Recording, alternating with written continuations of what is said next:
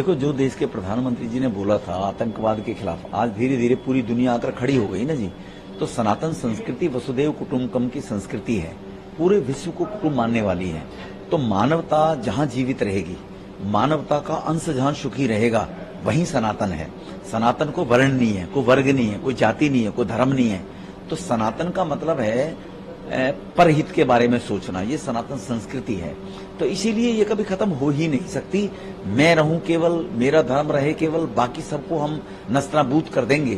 तो जैसे इस्लाम में कुछ लोग बोलते हैं, हमास में बोला जा रहा है आतंकवादी गतिविधि हम ही रहेंगे बाकी, ये इसलिए सनातन को दुनिया में को समाप्त कर ही नहीं सकता। पंजाब के मुख्यमंत्री ने 2 दिवस का सत्र बुलाया है, राज्यपाल ने इसे अवैध गैरकानूनी बताया है। दोनों के बीच में कॉन्फ्लिक्ट हो गया, पहले भी राज्यपाल ने इसे गैरकानूनी कहा था ऐसे सत्र को। देखो, दिल्ली में भी इसी प्रकार के सत्र बुलाए जाते हैं, इनके सत्र का कभी समापन ही नहीं होता। आप अगर सत्र बुलाओगे, जो लोकल वहां की समस्याएं हैं लोगों की, विधायकों की, उनके क्वेश्चन वो लगाएंगे, मंत्री उनके आंसर देंगे, तो आप पंगु सरकार बनाकर, सिंगल मैन शो बनाकर लोकतंत्र को खत्म करना चाहते हो। और अगर विधिवत रूप से आपने सत्र बुलाना है तो सत्र का समापन भी तो होना चाहिए। दिल्ली के सत्र का तो आज तक सैनिटाइज हुआ ही नहीं है। तो इसलिए पंजाब को भी उसी लय पे लाना चाहते होंगे, इसलिए कॉन्स्टिट्यूशनल के अनुसार उनको चलना चाहिए। अखिलेश यादव कह रहे हैं कि अब आप लोग भी कास्ट सेंसस को समर्थन देंगे, क्योंकि आप लोगों को भी झूठा प्रचार करना आप लोगों को आता है कि कैसे किया जाता है। ये कुछ लोग देश को बांटना चाहते हैं। अंग्रेजों ने भी देश को ऐसे ही बांटा था, अंग्रेजों ने भी ऐसे ही बांटा था कि देश को वर्गों में बांटकर और देश को कमजोर करना है। तो इन लोगों को संघ की पद्धति क्या रही है?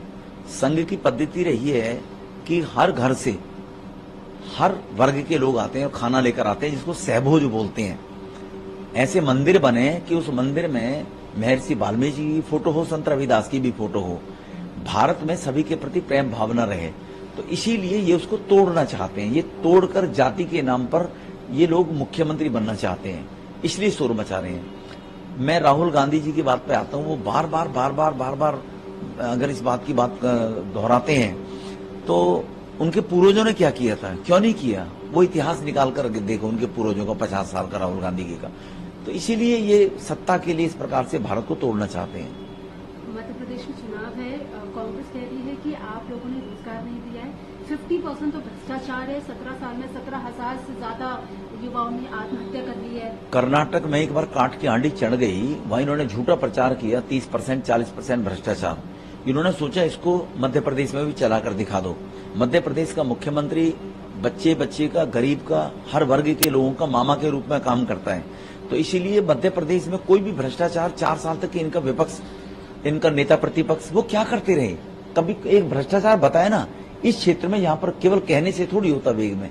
तो इसलिए कर्नाटक में एक बार झूठ बोलकर चुनाव जीत गए, तो सोच रहे मध्य प्रदेश में वो चल जाएगा। आखिरी सवाल है, राजस्थान में आप लोग उन लोगों को टिकट दे रहे हैं जिनकी विचारधारा बीजेपी से मिलती नहीं है, क्योंकि आपके पास चेहरा ही नहीं है, ऐसा कांग्रेस कह रहा है। हमारे पास एक सीट पर 15 लोग टिकट मांगने वाले आ रहे हैं।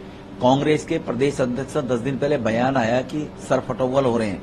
टिकट किस पार्टी में ज्यादा मांगने वाले लोग आते हैं, जहां जीतने की उम्मीद लोगों को नजर आती है, वहीं टिकट मांगने वाले आते हैं। राजस्थान में बीजेपी के पास हर सीट के ऊपर 50 उम्मीदवार हैं, 50।